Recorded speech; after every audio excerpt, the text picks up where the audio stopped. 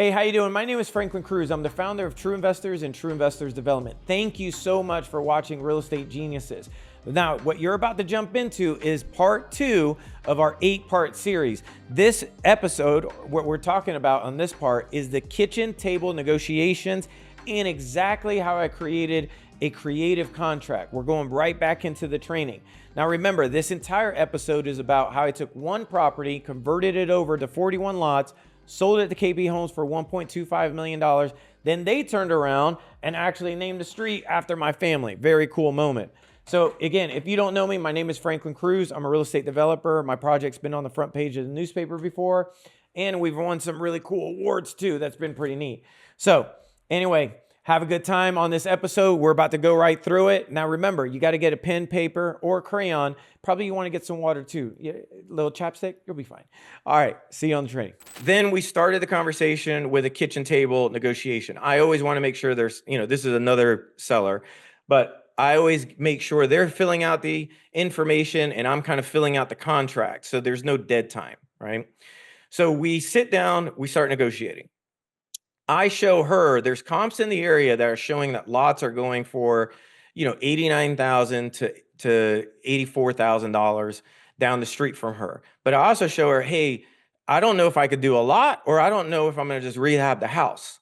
So I don't know, and I've never done land before at that time. So I'm going to need, if we're going to do a land deal and you want to make as much money as possible, because she wanted to make $650,000. So that's the other thing. Always know that you know what the goal is of your seller. Because really what I've learned out of doing all these transactions in front of sellers, like face-to-face with sellers, is you got to know what their goal is. If you can get their goal and start understanding the facts, right? Now you can start create what I call a fast, low creative solution. So we created and this is the actual contract, we created what I called a creative solution. She wanted as much money as possible for the property. That was right here, $650,000. Can you guys see when I do this? It's a little small, but Okay, I apologize. I'm not sure if I can make it bigger, but so this says 650, okay? And what I did is now again, I'm going to go back to say I did 60 transactions face-to-face with homeowners on homes before this. And I did a lot of creative deals. So I always use a 2-page contract. And these would be the same terms that I've done for homes. So in my head, I'm like, this is a home. So I'm going to use my 2-page contract. Ain't nothing changing. I'm going to keep this as simple as possible. Because what I've learned is if you have a long contract, a lot of times they like, hey, I got to review this. And sometimes you could lose a deal because of that. So I recommend whatever state you're in, see if you can condense your contract to 2 pages helps. hey, So we Franklin, did. hey, Go Franklin, ahead. Daniel was asking you a good question, which is in that form where it's mostly handwritten, are you able to submit that? Is that legally binding? Are you able to submit that to the title company or to the closing attorney in that format? Or do you go back when you get home and retype it, or this is it? No, so two answers to this one. Legally, this is already legally binding when we sign and agree. So that's the first thing. Now, remember what I was saying before. My thing is I don't want to lose the deal. Yeah. So I write it as whatever's got to be written. We both understand it. We're taking pictures of it. Like I'm clearly stating what we're doing. This is a seller financing deal. This says right here on the seller on closing, see details, right? So this is the additional provisions. I'm closing on it, $250,000. I'm going to close on the first 4 acres. The other 4 acres, I'm doing a payment plan. $1,000 deposit, $29,000 payment. And here's specifically the days. So I'm creating this entire structure on a sheet of paper, clearly that a 5-year-old could read this and understand. And I know this is a little bit small, so I apologize. But I promise you, if you could look closer, it really is simplistic. Wait, so let's make sure we understand. It's 2 parcels. You're buying one outright for $250,000, and then she's seller financing the other 4-acre parcel over what period of time? Yes. What Over a 2-year period of time. Okay, interesting. Why did you decide to structure it that way? Because I had no idea what the fuck I was doing. So I literally never did a big land deal. So in my head, I'm like, let me, like, if I don't know what I'm doing, I might as well have the longest contract I could get with her getting what her goal was and that she'll be okay with. So if she was okay with 650, and I always say the same thing, look, I'll scratch your back if you can scratch mine. You know, you want 650,000. So here's how we could make this work. And because I showed her the comps, there's a lot of trust between me and her. Like I'm not talking to her like I'm trying to get a deal. I'm talking to her like, hey, I'm trying to solve your problem. So Does that in make sense? hindsight, right? If you were doing this now, would you instead offer her a contract contingent on you Hmm. being able to upzone it before you No, close on anything, or would you have done it the same way? no, I would have done the exact same way, man. It was a gold. This was like one of the best creative deals I've done. Like this Would was you have been willing to wait for 650 for a year? the worst case scenarios, and Daniel talks about this a lot. You got to have options. I already knew I had plenty of options on this deal. The house was 4,000 square feet. All I had to do was rehab it, put it back on the market. I knew I could sell it for over $1 million.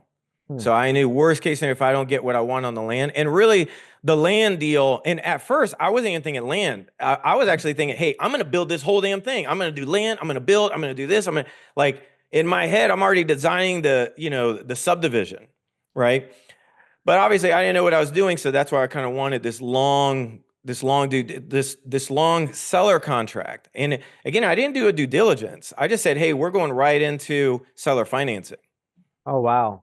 Okay. You had no due diligence period at all. No, And the parcel that you closed on right away for 250, was that the one with the house? yeah, Got it. And that was so the the one. rest of it was the raw land that you Yeah. find. But Okay. I already knew the house I could sell for, if the house just on that 4 acres, not even the other, I knew I could sell that in the 600 range.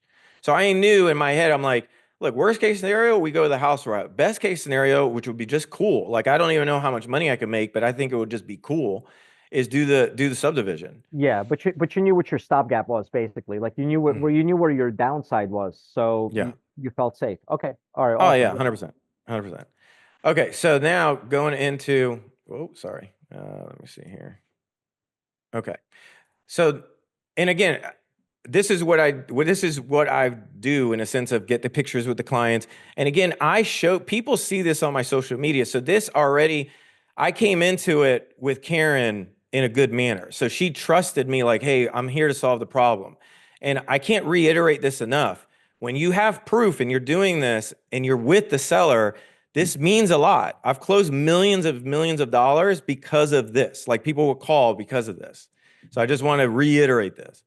So, and again, you're putting a deal together, you're piecing together, and I can't say this enough. What is the seller's goal? And I figured that out with Karen. And then how can I get her goal? That's really what mattered. Okay, so let me erase this and we'll go to the next one. Sorry about that. Okay, so now, here we go. Okay, so what I did is we signed the contract. I started working on the legal process. I sent it to the title company. And I immediately always am in communication with the seller. So I'm communicating with Karen, telling her what's going on. And at the same time, too, I got to raise capital. I raise capital a little bit different from other people. I raise capital on this deal. I was like, if I'm going to do the house, I already had the comp. So I'm going to raise it. This is a simple, hey, the house is valued at X. I need X amount of dollars.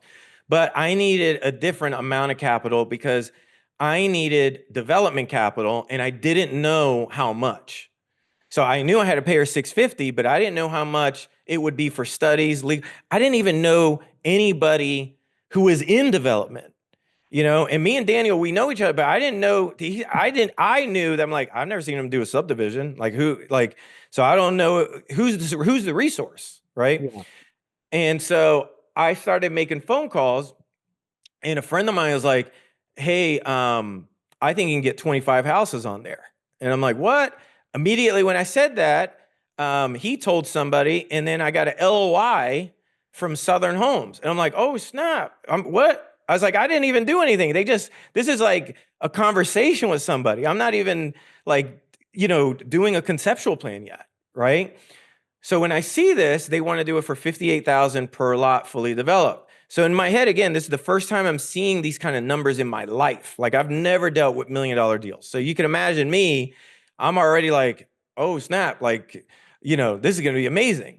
All right, real quick. I know you're still listening. So I just want to let you know, my goal in life is to make a difference in this country. And I know that we can do that by you stepping up. If you're a true investor that wants to be a true developer, now is the time. We can work together. Apply to work with me. Possibly we can partner on deals. Probably you can be a part of the program. I have no idea, but go to trueinvestors.com right now to see if you can actually get into the system or not. The second thing is too, if you have a piece of land or you have a property that you want to sell, I may be interested in it. So please go to truefastoffers.com and probably we can make it work.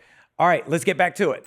So just so we're clear, Franklin, Yes. so who was it? Heritage Homes sent you an LOI for all 8 acres, the whole thing, 9 acres, yeah. for $2.2 million, assuming you had developed it into 58 lots.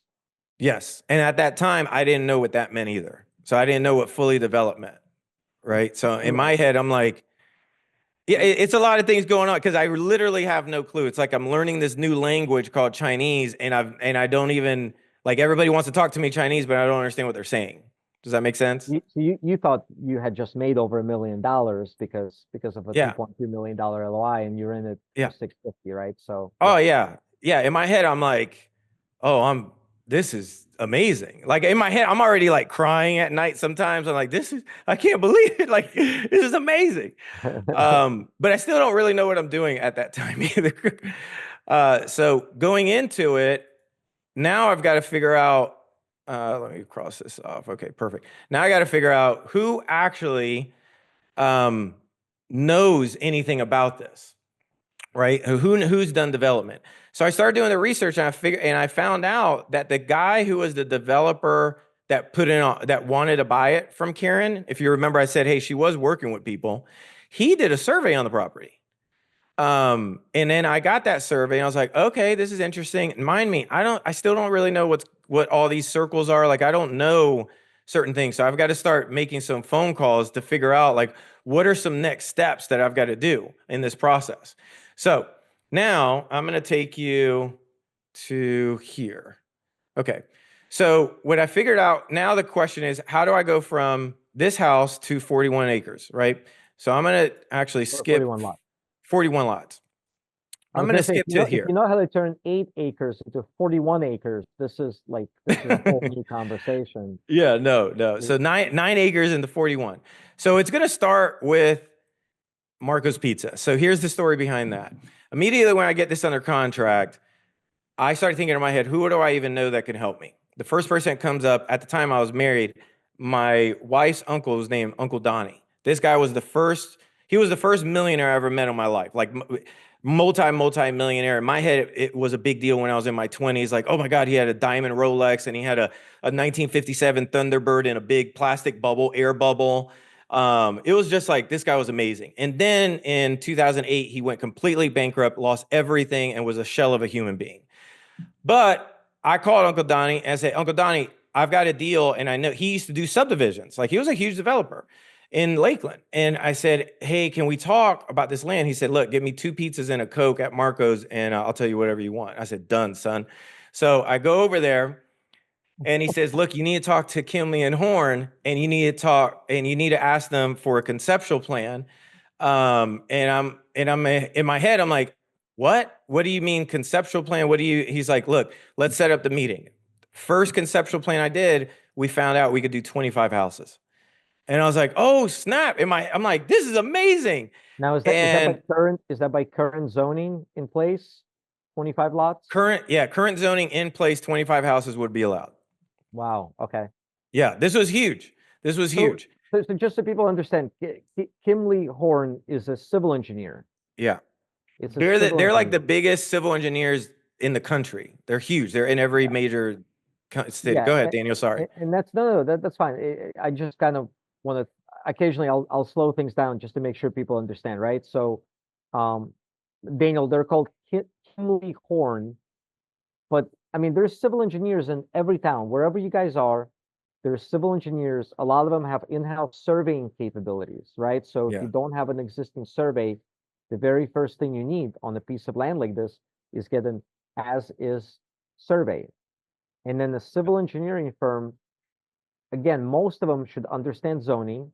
Most civil engineering firms should be able to tell you, given the survey, given the zoning in place here, just like Franklin is showing, you can get 25 lots out of this parcel. But then the next question, which I bet Franklin is about to get to, is you got to account for road, for Yep. subdivision. You've got to Yep. account for, not all of that land can be subdivided into lots because you need access to those lots. You need Yep. circulation around, and Yep.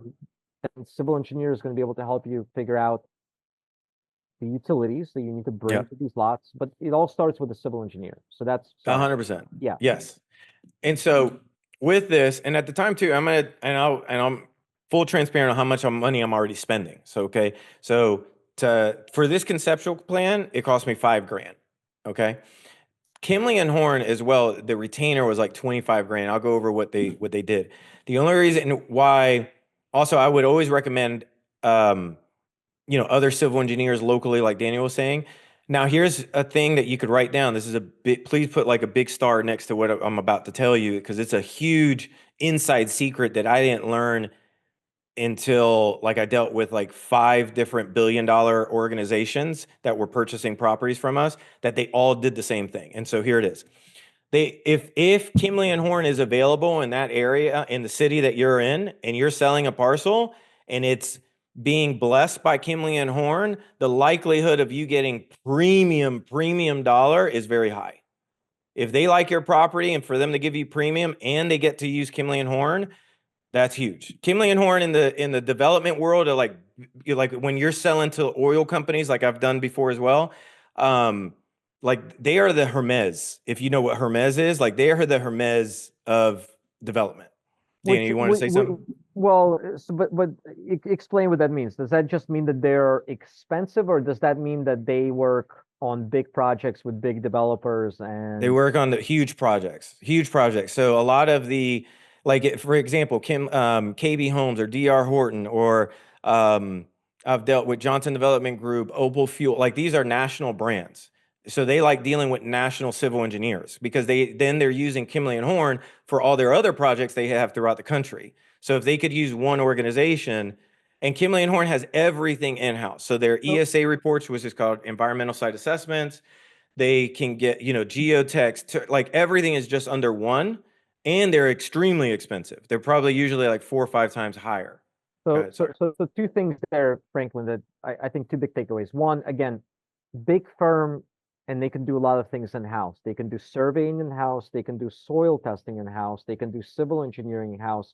I bet they also act as a zoning consultant / land use attorney to represent their clients in zoning cases. So big firm, but the advantage of a big firm, they may not be the cheapest. We have a firm here in town called Timmons, who we work with. Same thing. I have a small civil engineer that I work with, and then there's like a big firm like Timmons. Advantage of a big firm like Timmons is they're more expensive, but they do a lot of things in-house that on smaller projects, we may go to 4 different contractors and people to do. But then I bet also the advantage of working with somebody like this is that if you are new and you don't know what the hell you're doing, but you've got a good piece of land, I bet they can make referrals to you, to their clients who may be interested in this land. Oh yeah. And that's exactly, right? Yeah, that's exactly what happened. That's exactly what you just said. That's exactly what happened.